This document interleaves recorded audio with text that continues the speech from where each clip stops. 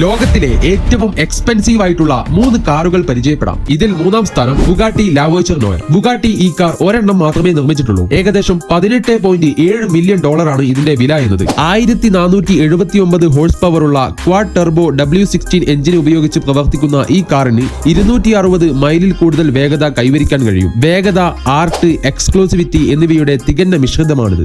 2-ാം സ്ഥാനം Rolls Royce ബോട്ടൈൻ. ഇതൊരു ചലിക്കുന്ന കലാസൃഷ്ടിയാണ്. $28 മില്യൺ വില വരുന്ന ഈ കാർ ഇതിന്റെ ഉടമയുടെ ഇഷ്ടങ്ങൾക്കനുസരിച്ച് നിർമ്മിച്ചു നൽകുന്നതാണ്.